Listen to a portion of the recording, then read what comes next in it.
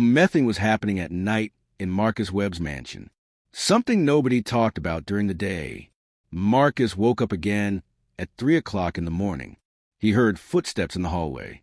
Soft, quiet footsteps like someone trying not to be heard. Then he heard water running in the kitchen far below. Then silence. This was the 5th night in a row. Marcus sat up in his huge bed and rubbed his eyes. His wife Isabella slept beside him, perfectly still like a statue made of ice. She never woke up for anything. The moonlight came through the big windows and made shadows on the walls. Who was walking around his house at night? Marcus Webb was very rich. He owned buildings all over the city. People respected him. His mansion had tall iron gates, marble floors that shine like mirrors, and paintings worth more money than most people earned in their whole lives. Everything in his house was perfect. Everything looked beautiful. But something was very wrong. Marcus owned the biggest house on the hill, but he didn't own happiness. His wife Isabella was beautiful on the outside, but cold on the inside. When people visited, she smiled and laughed.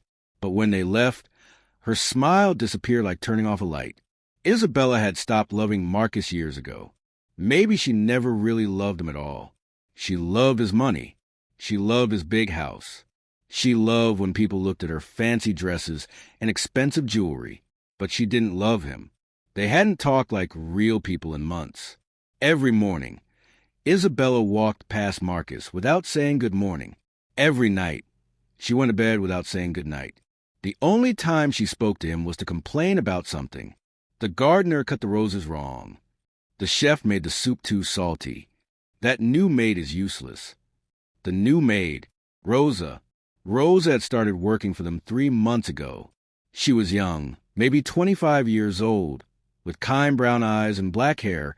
She always tied back neatly. She wore a simple black and white uniform and worked harder than anyone Marcus had ever seen. Rosa cleaned every room until it sparkled. She washed every window until you could barely see the glass. She folded every towel into perfect squares. She never complained. She never asked for breaks. But something was wrong with Rosa, too. Every day, she looked more tired. Dark circles appeared under her eyes like purple bruises. Her hands shook when she carried trays. Sometimes Marcus saw her lean against the wall when she thought nobody was watching, like she might fall down. "Rosa, are you feeling sick?" Marcus asked her one morning. Rosa jumped like it scared her. "No, sir. I'm fine, sir." Very fine. But her voice was too quiet. Her eyes looked down at the floor instead of at him. "You look very tired," Marcus said gently. "Are you sleeping enough?" "Yes, sir. Thank you, sir." Rosa picked up her cleaning bucket quickly and hurried away. She was lying. Marcus knew she was lying.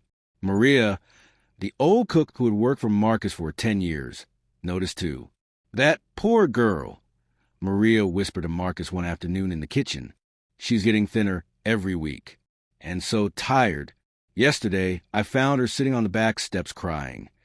"Crying? Why?" Marcus asked. Maria shook her head. She wouldn't say. Just wiped her eyes and said she was fine. "But she's not fine, Mr. Webb. Something is hurting that girl." Marcus felt worried. Rosa was a good person. She worked hard. She was always polite. Why was she so tired? Why was she crying? Then he started noticing other strange things. One morning, he found the kitchen floor wet at 6 a.m., like someone had mopped it in the middle of the night. Another morning, all the windows on the first floor were clean before sunrise. The garbage had been taken out at 4 a.m. Who was doing all this work while everyone slept? And then there was Isabella. His wife had started acting even stranger than usual. She watched Rosa like a cat watching a mouse. Her eyes followed Rosa around every room. When Rosa walked by, Isabella's mouth became a thin, angry line. "I don't trust that girl," Isabella said one evening. She was sitting in the living room, drinking wine from a crystal glass. "Rosa? Why not?" Marcus asked. "She's an excellent worker. She's too quiet, too sneaky." Isabella's eyes became narrow and mean. "She's always watching you." "Watching me?" Marcus was confused. "Isabella, She barely looks at anyone. She keeps her head down and does her work. Oh, you've noticed how she keeps her head down? Isabella's voice turned sharp like a knife. You watch her a lot, don't you? I don't, Marcus started to say. I see how you ask if she's tired, if she's okay. Isabella stood up fast, her wine glass shaking. You never ask me how I'm doing. Because you never answer, Marcus said quietly. Isabella's face turned red with anger.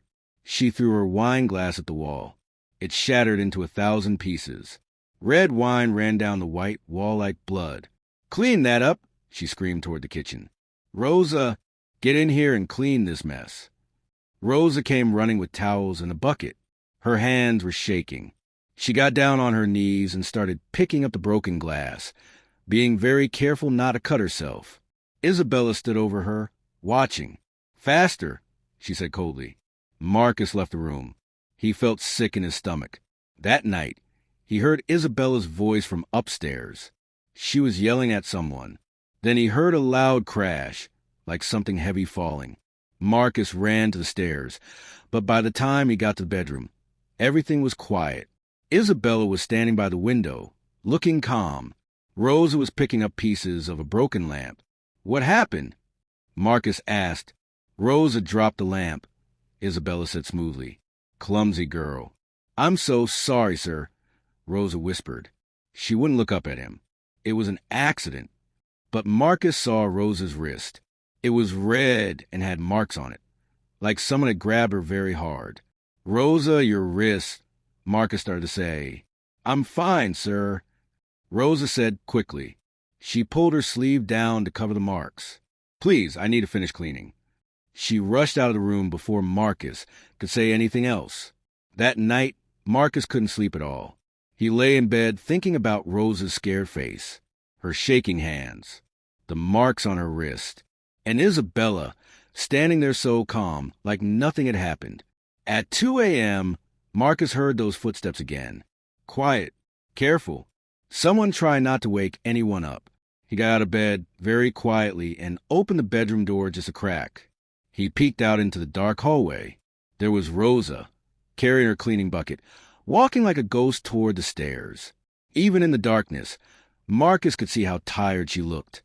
Her shoulders were bent down like she was carrying something very heavy. Where was she going? Why was she cleaning at 2 a.m.? The next morning, Marcus made a decision. I need to install security cameras, he told the security company on the phone. In the kitchen, the hallways, and in the bedroom. The bedroom, sir? The man on the phone asked. Yes, Marcus said firmly. I think someone might be stealing from us at night. That wasn't the real truth. Marcus didn't think anyone was stealing. He thought someone was being hurt.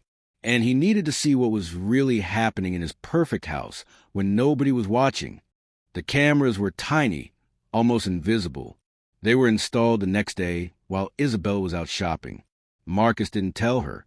He didn't tell anyone. That night, Marcus sat in his office with his laptop open. On the screen, he could see the camera feeds from all over his house. The kitchen, empty. The hallway, dark.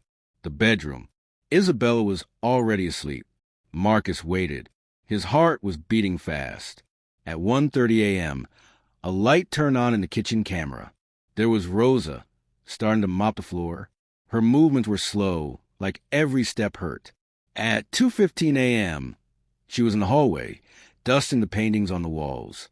At 3 a.m., she climbed the stairs very quietly and went into the bedroom. Marcus held his breath and watched the bedroom camera. What he was about to see would change everything. Continue through the events of Isabella waking up, attacking Rosa, Marcus watching helplessly, and finally confronting Isabella. And with tomorrow, everything would change. And for the first time in years, that didn't scare him. The next morning, Isabella left before sunrise. She didn't say goodbye. She just took her clothes, her jewelry, and her anger and drove away in her red sports car. The house felt different immediately. Lighter. Continue through Rosa's departure, Marcus visiting her poor home, meeting Teresa, helping them rebuild their lives, Rosa's letters, an emotional ending with Teresa's drawing labeled friends. For the first time in years, Marcus felt truly rich. not because of his mansion or his money, but because he had learned the most important lesson of all. The people we ignore are the ones who make us human. And when we finally see them, that's when we become truly alive.